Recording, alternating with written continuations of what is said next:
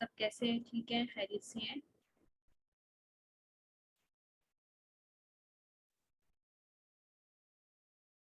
अच्छा, असाइनमेंट का आप लोग पूछ रहे हैं। असाइनमेंट में कुछ ही चेक कर पाई थी जिसका मैंने रिस्पांस दिया था, लेकिन ऑब्वियसली मैंने सारी अभी चेक नहीं की क्योंकि मेरे बेटे की तबीयत बहुत ज़्यादा ख़राब थी। उसको आज हाई फीवर था और कुछ मेरे हाल में चेस्ट इन्फेक्शन हो गया उसको। इसकी वजह से मैं उसी के साथ बिजी थी, तो इस वजह से मैं नहीं चेक कर पाई।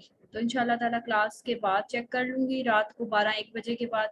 ठीक है, या फिर इंशाल्लाह कल चेक कर लूँगी। ठीक है, डेफिनेटली इंपॉर्टेंट असाइनमेंट्स हैं और सबकी चेक करनी है। इससे पहले की भी सारी की हुई हैं, ये वाली भी करूँगी, डोंट वरी इंशाल्लाह। उसकी तबीयत थोड़ी सी सेट हो जाए, रात में सो जाएगा ना, तो फिर मैं चेक कर लूँगी। मुझे आज छोड़ ही नहीं रहा था 1 मिनट के लिए भी, क्योंकि उसकी तबीयत ठीक नहीं थी।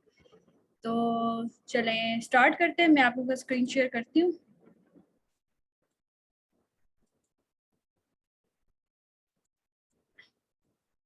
आमीन। जी बस दुआ कीजिएगा। आजकल बच्चे बहुत ज़्यादा बीमार हो रहे हैं, बहुत ज़्यादा।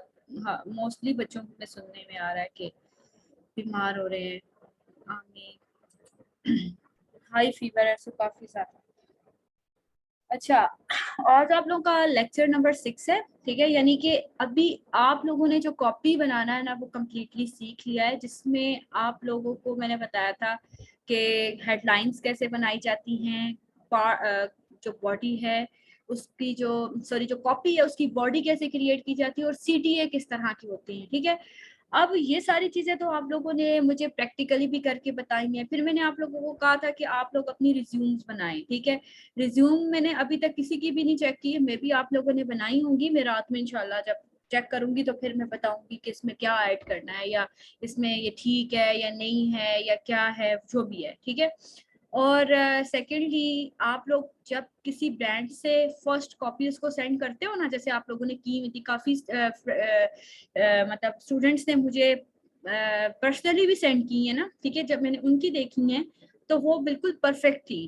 ठीक है, तो जब आप लोग इसी तरह से कांटेक्ट करते हो ना, तो फिर वो आपको ऑब्वियसली रिप्लाई देते हैं, रिस्पांस करते हैं, और रिस्पांस में आपको कहते हैं कि भाई हम करवाएंगे या नहीं करवाएंगे। कुछ लोग साफ इनकार कर देते हैं और कुछ लोग आपसे फर्दर रिज्यूम मांगते हैं। ठीक है, अब जो रिज्यूम मांगते हैं उसका क्या मतलब होता है कि आप लोगों ने अपनी पोर्टफोलियो उनको सेंड करना है। ठीक है, जो पोर्टफोलियो का एक सैंपल भी मैंने आपके साथ शेयर किया था, आप उस तरह का, उससे भी अच्छा पोर्टफोलियो बनाकर, पोर्टफोलियो में आप अपना बेसिक डाटा, अपना अपना अभी बिजनेस व्हाट्सएप तो ऑब्वियसली नहीं है ना आप लोगों के पास, तो जिनके पास है वो बिजनेस व्हाट्सएप डाल दें, और इसके अलावा आप लोग अपना जीमेल का अकाउंट डाल दें। ठीक है, ये सारी चीज़ें जो होती हैं, अपना मतलब आपसे कैसे कांटेक्ट किया जा सकता है, आपको कैसे ऑर्डर प्लेस किया जा सकता है, इस तरह की सारी चीज़ें आप उसमें बेसिक इंफॉर्मेशन डालें। और आप लोग जो कॉपीज चेक करवाते हैं ना मुझे, ठीक है,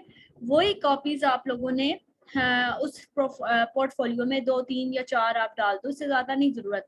लेकिन बहुत अच्छी वाली जो आपकी बेस्ट है वो वाली आपने डालनी है, और साथ कोशिश करो कि उसके ना गूगल से कोई भी इमेज ले लो और गूगल से इमेज लेके लगा लो। अब ये जो रिज्यूम्स होती है ना, कुछ स्टूडेंट्स पूछ रहे थे कि ये बनती कैसी हैं, तो ये जो रिज्यूम्स होती हैं ये आप गूगल डॉक्स पे भी बना सकते हो। ठीक है, गूगल डॉक्स जो होता है।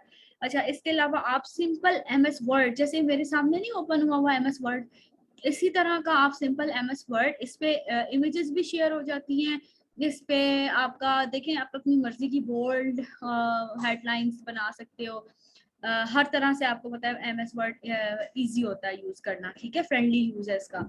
आप इस पे बना के जब आप सेव करते हो ना, तो उसको आप पीडीएफ में सेव कर लो, ताकि उसमें कोई चेंजिंग्स ना ला सके उसमें फर्दर। ठीक है, जब हम कोई भी फिर यहाँ पे फाइल में जाकर ना, जब उसको डाउनलोड कर रहे होते हैं ना, तो डाउनलोड एज आपको उसको पीडीएफ कर लो, तो वो पीडीएफ की फॉर्म में, जिस तरह की फॉर्म में मैंने आपको भेजी थी ना, वही फॉर्म डाउनलोड हो जाती है उसकी, चाहे जैसी आप यहाँ पर बना रहे हो, लेकिन वो डाउनलोड उस तरह से हो जाती है। ठीक है, तो आज जो मैं आपको बता रही हूँ ये है जो टर्म्स हैं, कैसे टर्म्स हैं, मीन्स के कॉपी राइटिंग के अंदर कौन कौन सी टर्म्स का इस्तेमाल होता है, ये सारी चीजें आज आप सीखोगे।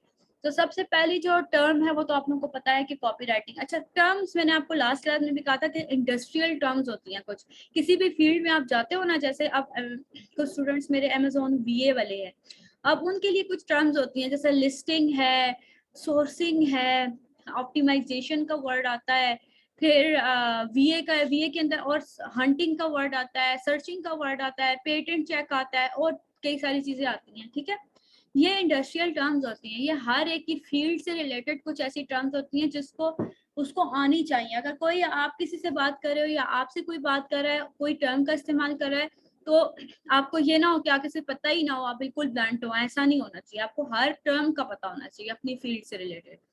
ठीक है, ये काफी सारी टर्म्स हैं जो आज आपसे मैं शेयर करूंगी, ये देखें। ठीक है, इसके अलावा भी देखें हर कुछ अरसे के बाद ये कॉपीराइटिंग तो इतनी वास्ट फील्ड है, इतनी बड़ी फील्ड है कि अगर आप डेली भी पढ़ो ना इसकी कोई ना कोई नई चीज सीखो तो जिंदगी खत्म हो जाती है बंदे की, लेकिन ये स्किल खत्म नहीं हो सकती सीखना।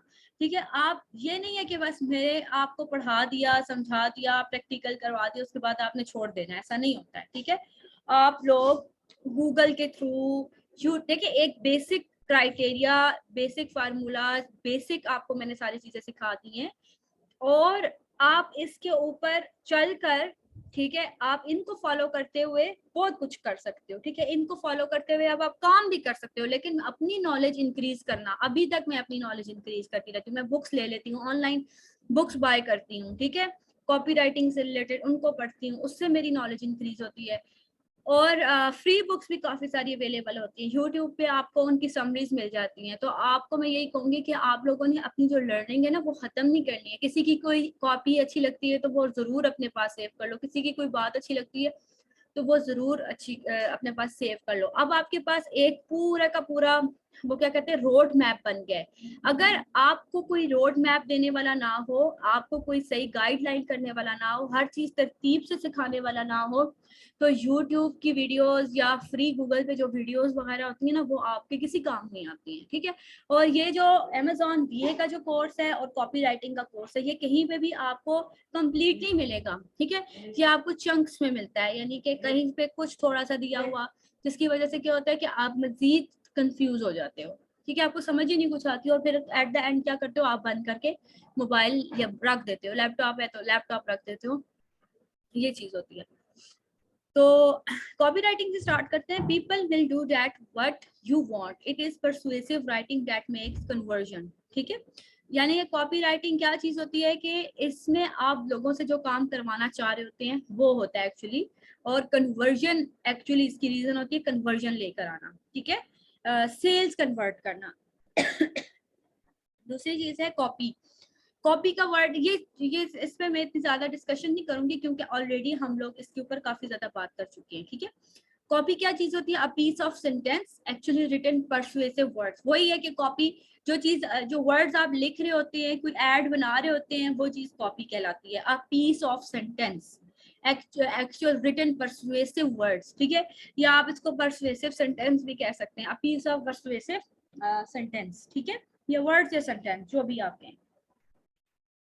अच्छा, CTA means call to action, और ये क्या चीज होती है, CTA is call to action at the end of the copy. ठीक है, कॉपी के एंड पे सीटीए होता है, और सीटीए वो चीज होती है जो एक्चुअली एक्शन आप रीडर से करवाना चाह रहे हैं। अब वो कुछ भी हो सकता है, वो ज्वाइन नाउ भी हो सकता है, कॉल नाउ भी हो सकता है, इनबॉक्स नाउ भी हो सकता है, वट एवर इट इज। ठीक है, वो कुछ भी हो सकता है। अच्छा, नंबर 4 है डायरेक्ट रिस्पॉन्स कॉपी। ये क्या चीज होती है, in which the writer writes the copy which reader act immediately right after read, direct और इमीडिएट रिस्पॉन्स।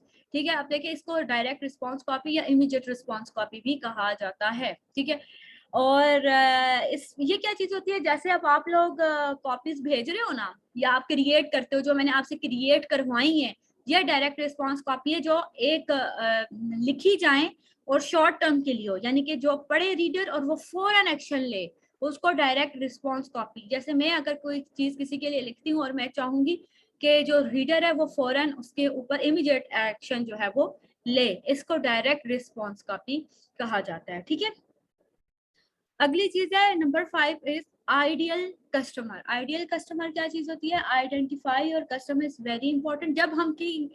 जब कभी कोई ये टर्म यूज कर रहा होता है ना आइडियल कस्टमर की, तो आपको पता ये कस्टमर के स्पेलिंग यहाँ गलत आए हैं, अच्छा, आइडियल कस्टमर क्या चीज होती है कि जब हम इस टर्म को यूज करते हैं ना, इसका मतलब ये होता है कि जिस कस्टमर को आप टारगेट कर रहे हो ना, वो आइडियल कस्टमर होता है। ठीक है, identify your customer is very important, the reader to whom you are directed.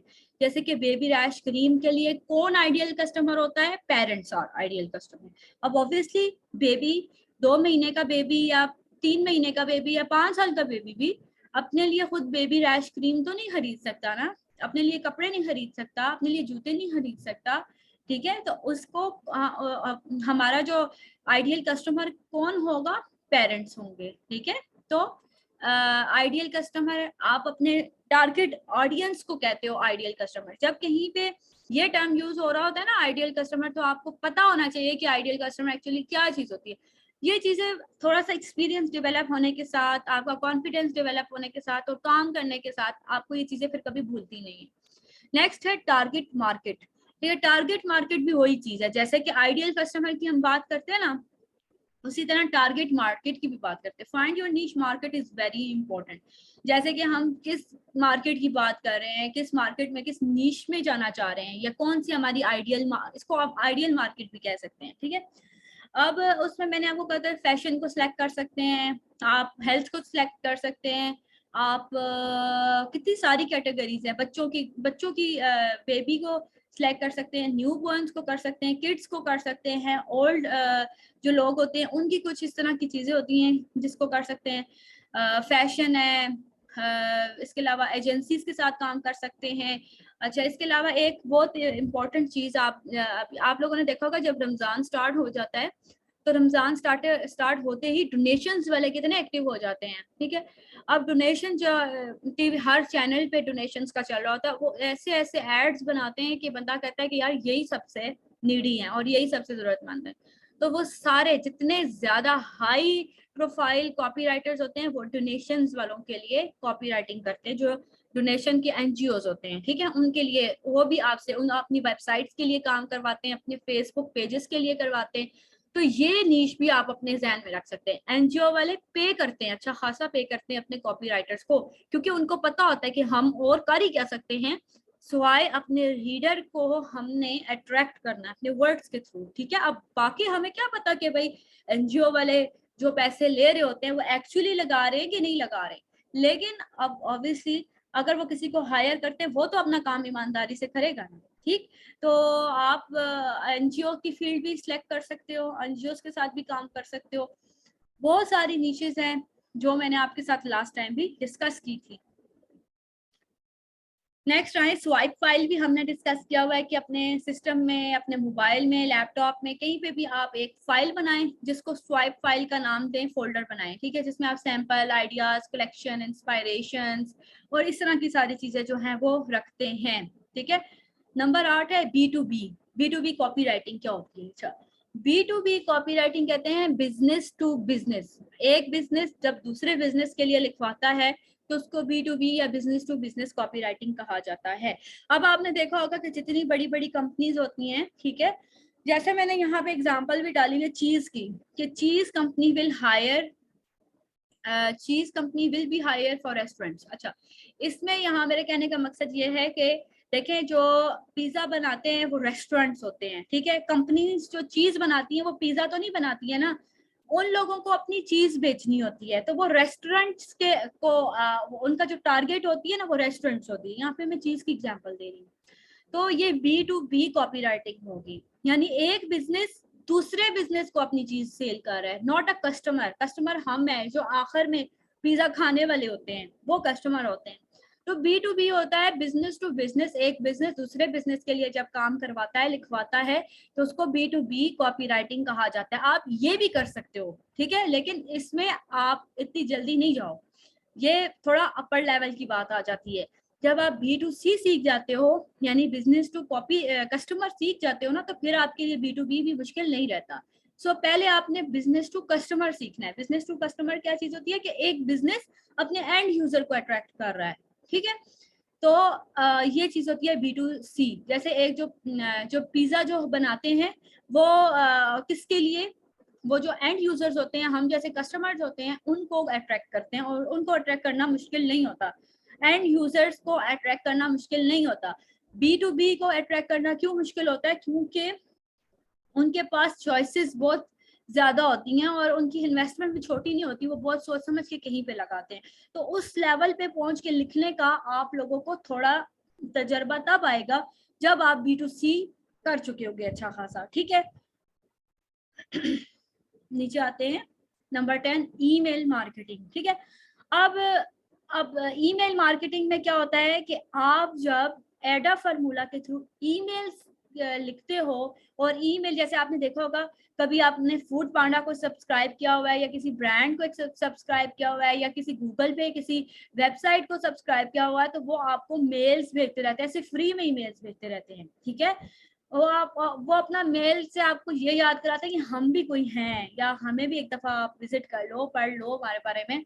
Mostly लोग तो वो मेल कभी खोलते भी नहीं है ना, ठीक है, लेकिन फिर भी email marketing is very important thing.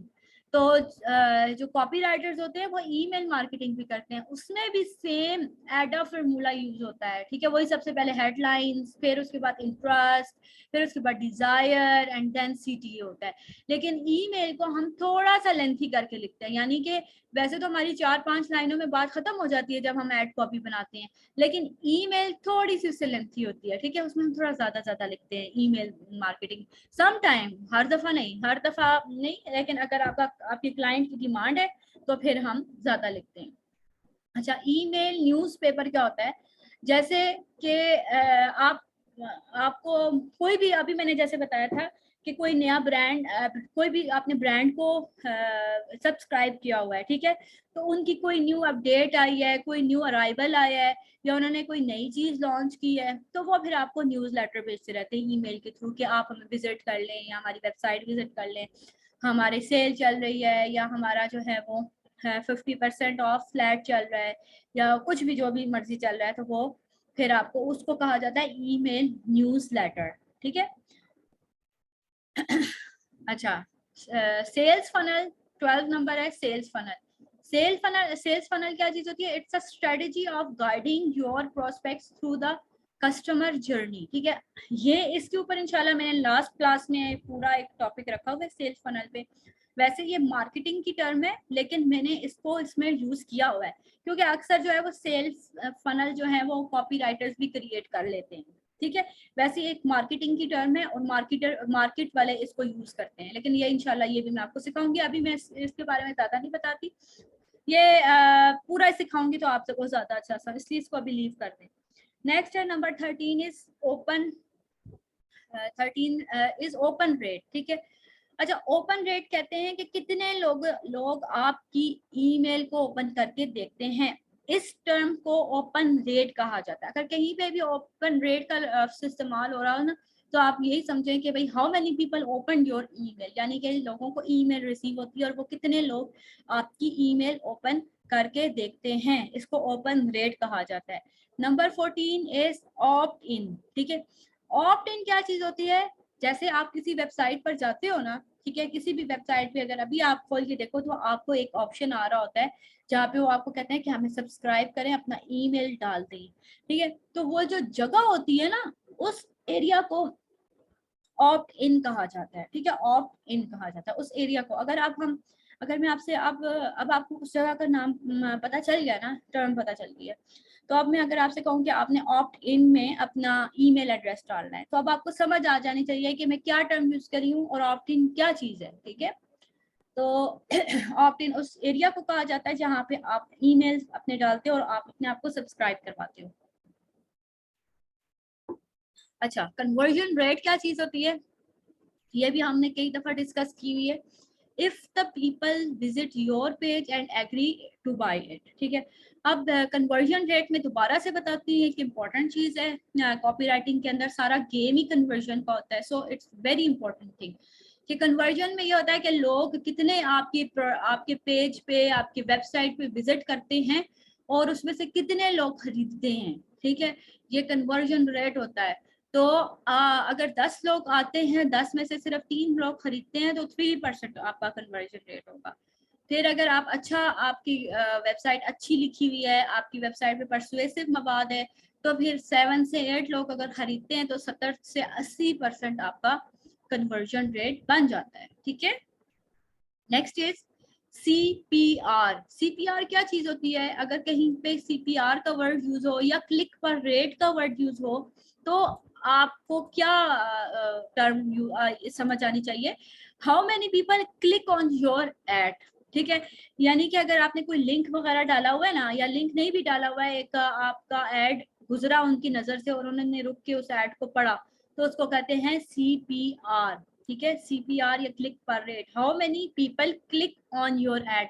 देखिए फेसबुक पे या गूगल पे ना एक ऑप्शन आता है कि आप लोग फेसबुक को पैसे दे के अपना अपना एड बूस्ट करवाते हैं, ठीक है। फेसबुक उसको बहुत सारे लोगों तक पहुंचाता है। ये इसमें ये टर्म ज्यादातर CPR की यूज होती है। तो वो लोग कितने लोग उस एड को ओपन करके देखते हैं, तो this is called click per rate, सही।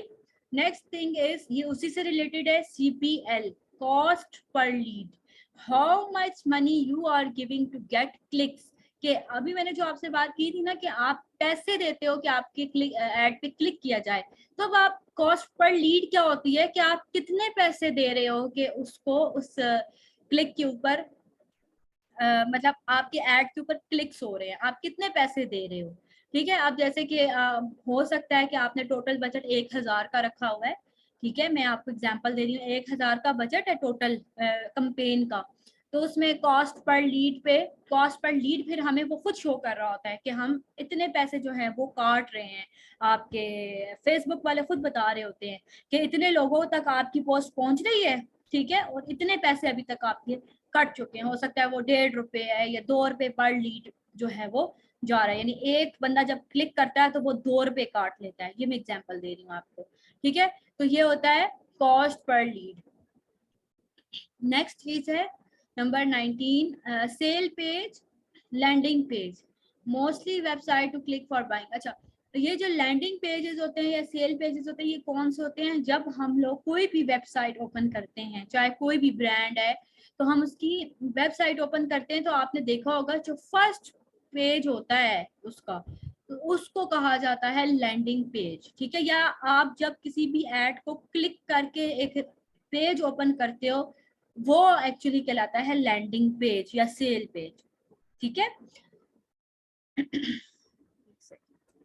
नेक्स्ट है SEO। What is SEO? Search engine optimization या ऑप्टिमाइजर, ठीक है। ऑप्टिमाइजेशन भी कहा जाता है, सर्च इंजन ऑप्टिमाइजेशन भी कहा जाता है और ऑप्टिमाइजर भी कहा जाता है, ठीक है।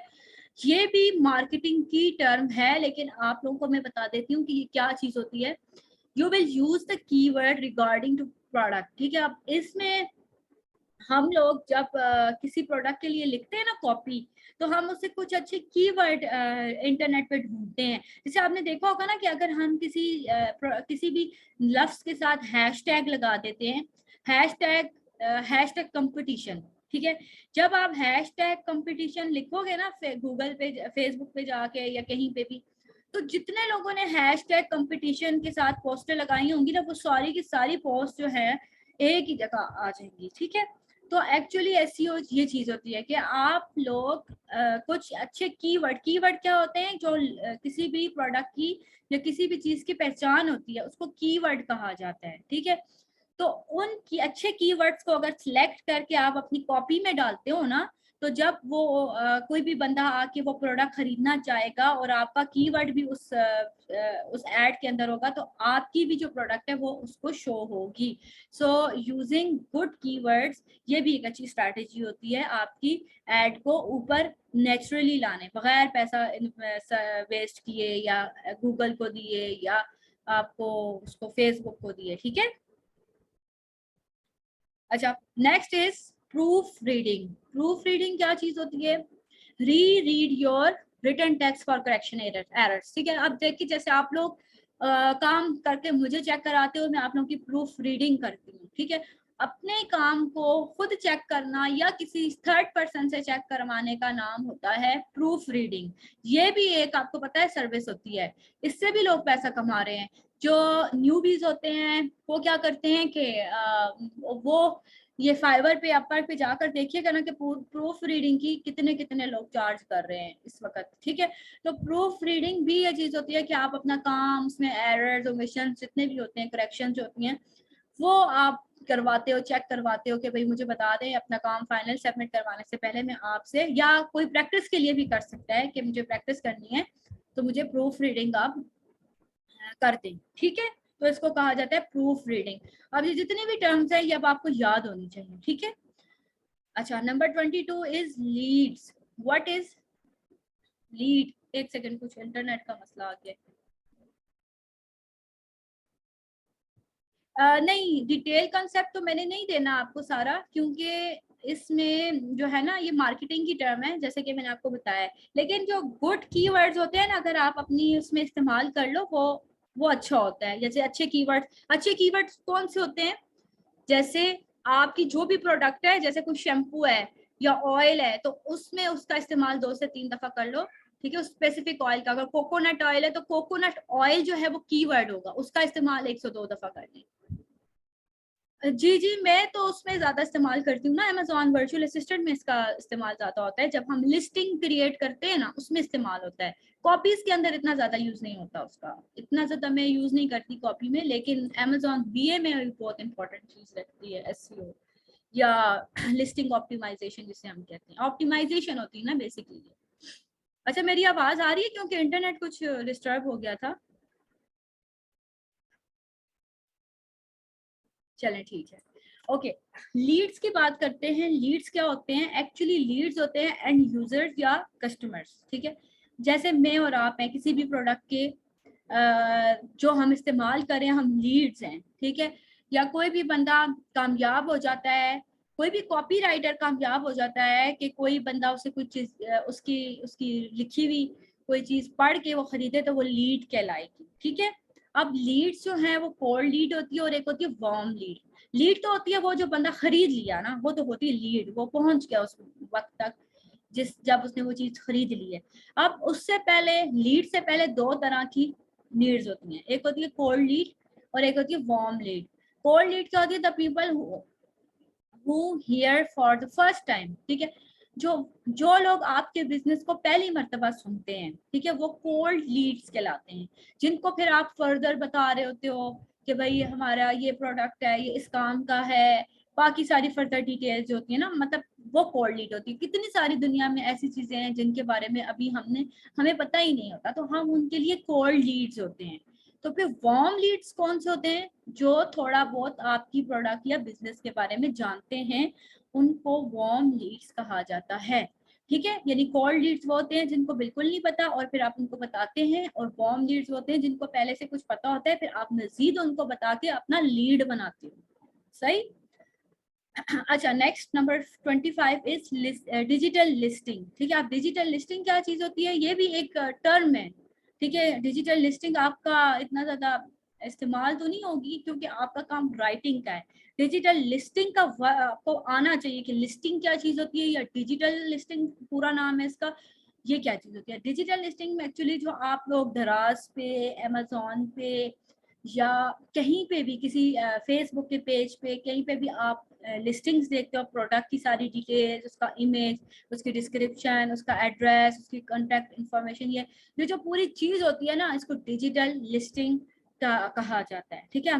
कहीं आपसे कोई बात करे लिस्टिंग के बारे में, डिजिटल लिस्टिंग, तो आपको पता ही ना हो तो फिर काम खराब होता है। बताइए कि आप कैसे कॉपीराइटर, आपको पता ही नहीं कि डिजिटल लिस्टिंग क्या होता है, लीड क्या होता है, प्रूफ रीडिंग क्या होती है, एसईओ क्या होता है, सीपीआर क्या होता है। So these are very important terms जो मैंने आपको बताई हैं। आपके फ्यूचर में और आपके कैरियर में ये आपको जरूर काम आएंगी। अब आपको पता होगा कि भाई ये सारी चीजें क्या हैं। कोई बात कर भी रहा है या आप किसी से बात करें, एक दो लफ्ज अगर आप इस्तेमाल करते हैं ना अपने, तो आप थोड़े प्रोफेशनल ज्यादा लगते हैं। तो नेक्स्ट चलते हैं। 3 मिनट के बाद आपने अगेन ज्वाइन करना है, right. Problems can be happen by any copy writer. अच्छा, ये जो सारी चीजें अभी मैं आपको बताने वाली हूँ ना, ये बहुत ज्यादा इंपॉर्टेंट है। और ये आप लोग अपने ना घेरा से बांध के रख लें। ये सारी चीजें जो अभी इसके बाद मैंने आपको बतानी है, ठीक है, वो तो सारी आपकी काम की हैं, लेकिन ये आपको इमोशनली बाउंड करेंगी, ये चीजें जो मैं अभी आपको बताने वाली हूँ। देखिए, जो भी इंसान है, चाहे वो प्रैक्टिकल काम कर रहा है, चाहे वो ऑनलाइन काम कर रहा है, फ्रीलांसर है, कुछ भी है, उसके लिए अप्स एंड डाउन आते हैं, प्रॉब्लम्स आते हैं, और ऐसे ही तो नहीं बंदा कामयाब हो जाता, ठीक है। तो क्या प्रॉब्लम किसी कॉपीराइटर को फेस करने पड़ सकते हैं? Being late in delivering the project, ठीक है, जब आपको किसी क्लाइंट ने काम दे दिया है और आपकी उसके साथ बात होगी है कि मैं 3 दिन के अंदर आपको ये प्रोजेक्ट जो है वो सबमिट करवा दूंगी, किसी भी रीजन की वजह से, पहले तो आप कमिटेड रहें। आपको पता है कि जो फ्रीलांसर होता है या जो बिजनेसमैन होता है, जो जॉब करते हैं ना आम जॉब, उनके लिए उनको भी कमिटेड होना चाहिए, लेकिन फिर भी वो नजरों के सामने होते हैं ना, तो बंदे को पता होता है यार ये नौकरी छोड़ के जाएगा तो उसको अपना ही नुकसान होगा। सो अगर वो मिस कमिटमेंट करते हैं तो उनकी थोड़ी बहुत बेइज्जती हो जाती है एंड दैट्स इट, ठीक है। लेकिन अगर कोई फ्रीलांसर या कोई बिजनेसमैन मिस कमिटमेंट करता है और डिले कर रहा होता है तो उसके ऊपर लोग ट्रस्ट करना छोड़ देते हैं, ठीक है। एक ही दफा फिर लोग ट्रस्ट करते हैं, उसके बाद फिर उसके पास कोई नहीं आता। और फ्रीलांसर और बिजनेसमैन जो लोग होते हैं, ये एक ऐसी फील्ड होती है जिसमें उनको उनके ऊपर लोग अगर ट्रस्ट करना छोड़ जाएं तो ऑब्वियसली उनका काम फिर नहीं चलता, ठीक है। सो एज अ फ्रीलांसर आप लोगों को जो है वो कोशिश यही करनी है कि कमिटमेंट आपने अपनी पूरी, लेकिन फिर भी इंसान है ना, 100 चीजें इंसान के साथ लगी होती हैं। लाइट इशू है, इंटरनेट है, लैपटॉप खराब हो गया, मोबाइल खराब हो गया, कोई भी रीजन है तो आप लेट हो सकते हैं। तो ये एक वो चीज है कि आप being late in delivering the project, आपने 3 दिन के अंदर प्रोजेक्ट को डिलीवर नहीं किया। फिर क्या क्या गलती हो सकती है? कोई ग्रामेटिकल मिस्टेक हो सकती है आपके काम के अंदर, या कोई मिसकम्युनिकेशन हो सकती है, आपको उसकी बात समझ नहीं आई, उसको आपकी बात कोई समझ नहीं आई। Not giving quality project as expected, ठीक है। आप आपने जो उसके साथ जिस तरह की क्वालिटी की बात की हुई थी या वो एक्सपेक्ट कर रहा था आपसे कि मुझे इस लेवल का काम मिलेगा, आप नहीं कर पाए। ये एक आम बातें हैं, जो 5 बातें हैं, ठीक है। एज अ कॉपीराइटर या फ्रीलांसर कोई भी आप चीज का काम कर रहे हो तो ये कॉमन चीजें हैं, ये हो सकती हैं, इसमें कोई इतना बड़ा मसले वाली बात, परेशानी वाली बात या डरने वाली बात नहीं है। होती हैं, हर इंसान के साथ होती हैं। सो आपके साथ भी ये चीजें हो सकती हैं, इसमें परेशानी वाली बात नहीं होती है। इसका रिजल्ट क्या निकलता है? जो न्यूबीज होते हैं, ठीक है, जिनका नया नया जो इस फील्ड में आए होते हैं, तो वो क्या होता है, डर जाते हैं, वो इमोशनल हो जाते हैं, डिस्करेज हो जाते हैं। You can face client bashing, यानी ये समटाइम ये होता है कि क्लाइंट आपको झाड़ भी देता है अच्छा खासा,